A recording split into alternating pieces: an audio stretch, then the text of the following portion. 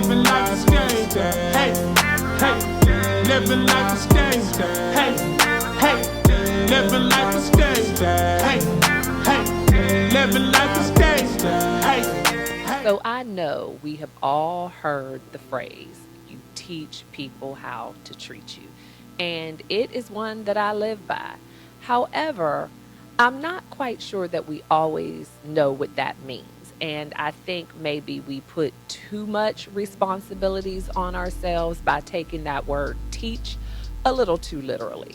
So if you are someone who is trying to make sure that your boundaries are strong and you want to be sure that you are giving the right message to the people that you communicate with on a regular basis as far as how you like to be treated and like to be communicated with, then you have landed on the right video. So my name is Stay Hall, and this is Living Life with Stay, and welcome. And for my returning Lifer Tribe members, thank y'all so much for being here. You know I appreciate and love each and every one of you to bits and pieces. Okay, so let's get into it. We hear the phrase all the time. We've probably said it all the time. You teach people how to treat you. And that is true. But just like in school or any other type of educational setting, different people learn in different ways. And people also teach in different ways, right? So teaching people how to treat you does not necessarily mean that you're going to give them some blueprint or some written out instructions on this is how you treat me. Now, there can be conversations that sound a little similar to that with certain people when you have difficult situations and have to have those critical conversations where you may want to line out things like, you know what, when we're having conversations, I prefer that we talk one at a time. When we're both trying to share information at the same time, it frustrates me, it confuses me, and I tend to check out. And some of you might be thinking, well, that is pretty much common sense. That was a crazy example. But no, it's different. Like when my sister and I talk and we're having a critical conversation, we don't have problems with interrupting each other. Like we can interrupt, jump in, and pick right back up where we left off because we've been communicating like that for decades upon decades. My husband, on the other hand, if he hears my sister and I, he's like, how do y'all even know who is talking and how do you remember? Because he's the type of person that's like, okay, this is my 2 minutes to talk. You need to hear me out. Now here's your 2 minutes to talk. And so you may want to have those kind of conversations, especially when you're entering into a new relationship, whether it's a friendship or a romantic relationship, and you may be about to enter into your first really serious dialogue. There is nothing wrong with giving people a heads up, so to speak, and just kind of letting them know how you communicate and what works best for you. So that is one way that you can teach people how to treat you.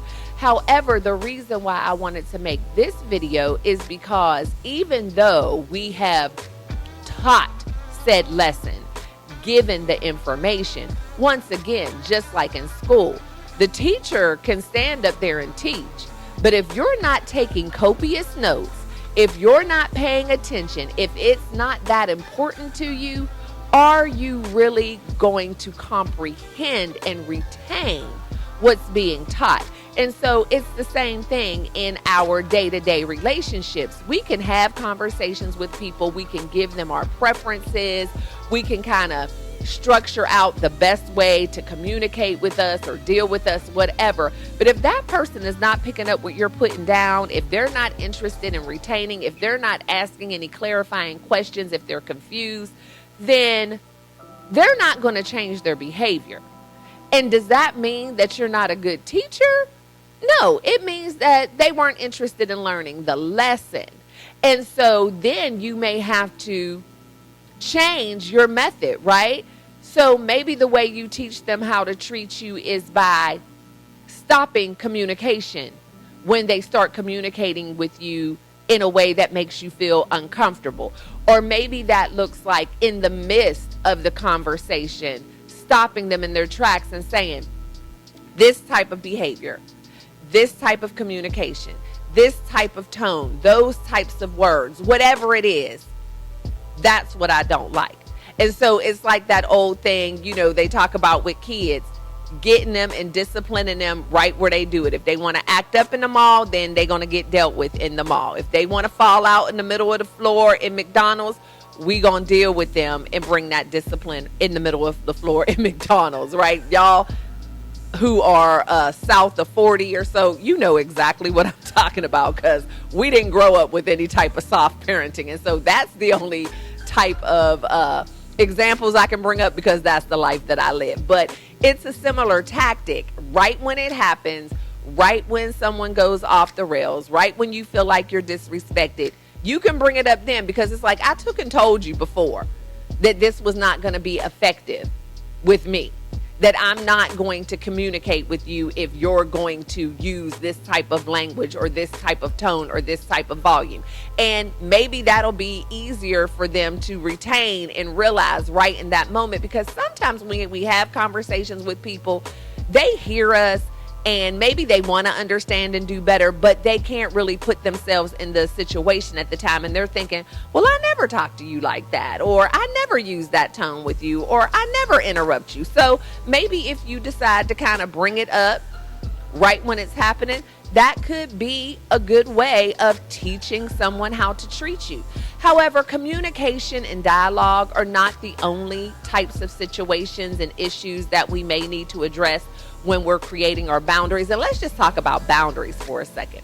Sometimes we get the meaning of boundaries confused as well, where we feel like we've created certain boundaries and we don't want other people to cross those boundaries, but we are crossing our boundaries all the time, which ties right into teaching people how to treat you. And don't pay attention to this one nail if y'all already were. Yeah, nails are getting done today. Already did the toes, but nails getting done today, so mind y'all business. But anyway, boundaries is another way that we can teach people how to treat us. But again, we have these boundaries and we say, I'm not dealing with this, I'm not dealing with that, I don't like this, I don't like that. But when people cross those boundaries, we don't do anything about it. So the number one boundary crosser is us. Or we say we're no longer going to tolerate something, but we continue to tolerate it. And sometimes we even invite it by our behavior. So let's go to another example. Maybe we have someone on our lives who is always falling on hard times, and we seem to be their go-to person. Now, again, don't misconstrue anything I'm about to say as me saying we shouldn't help our friends and family members, but y'all know there is sometimes that person who makes you their answer to every single issue they have. So we really have not given them any incentive to do better, because we're always going to jump in and be Captain Save-A-Friend. Y'all thought I was going to say something else. Captain Save-A-Friend. So they don't do any better. So that makes us no longer just being a helpful friend. We're now an enabler. And so the way we teach people how to treat us in those situations, if we've decided, you know what, I've picked up the pieces. Oops, I got to get used to this mic. I've picked up the pieces too many times. I cannot be your resource. So we have to do something differently. I need you to prepare more. So say, for instance, what they do all the time is they're running short on their bills and the money to pay their bills, because we ain't never running short on bills. Bills is coming. But they're running short on money and they always call. And so we might want to give them a heads up. Look, we've been doing this dance for a long time. I can no longer be your resource. Let me try to help you figure out a way that you're not constantly running short. Let me help you budget. Let me offer you that type of help, because you know what they say, teach a man to fish, right?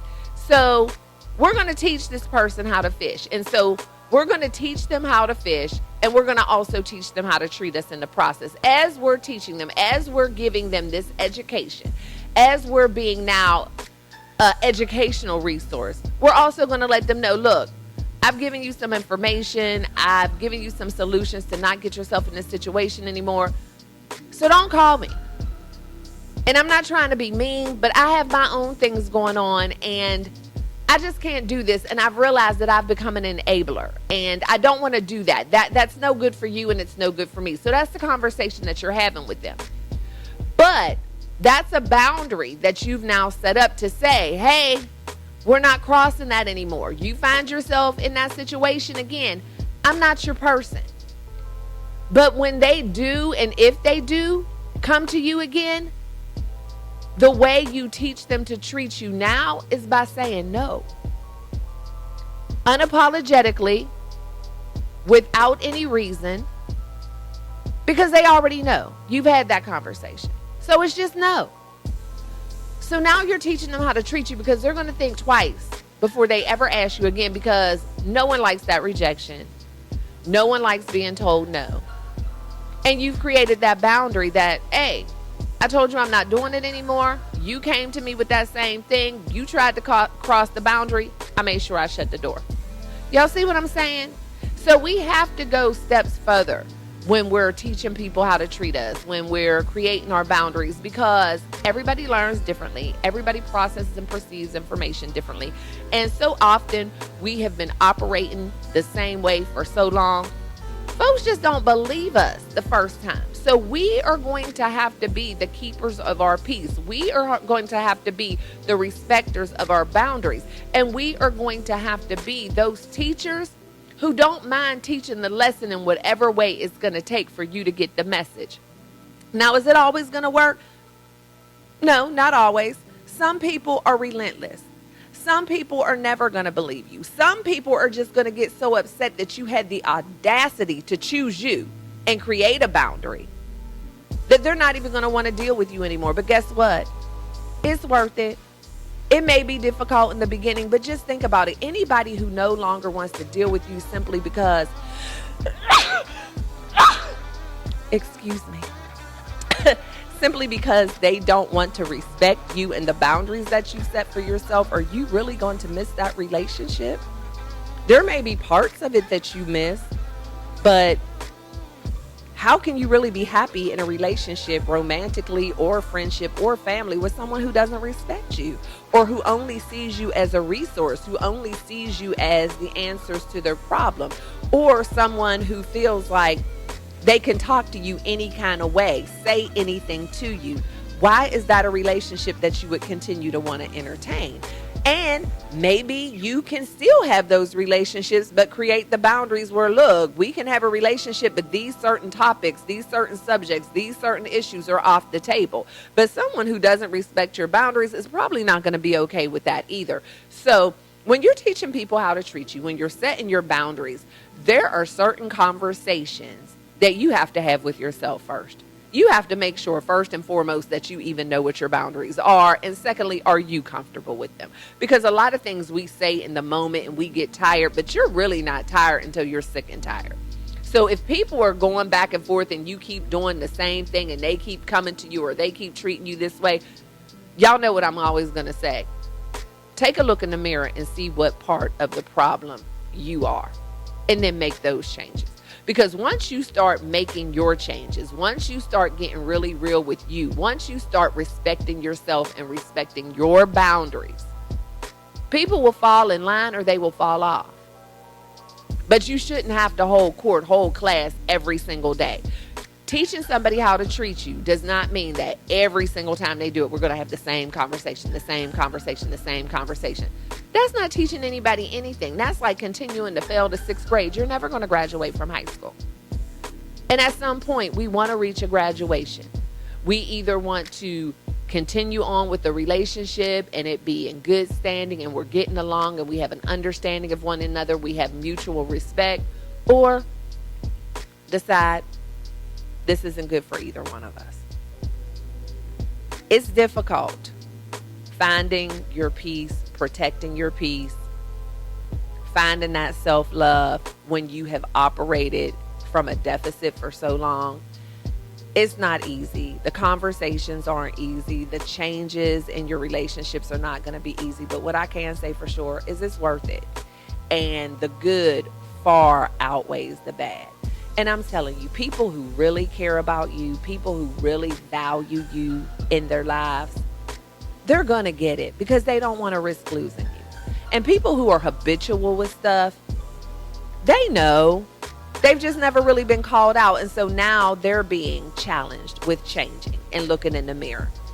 And it's hard. We all know it's hard. And so I'm not saying never show any grace. I'm not saying not to ever be patient with people. I'm just saying be smart. Be kind to yourself. What's the word I want to say? Be set. Have your feet firmly planted, because you're going to get some pushback and it's not going to be easy.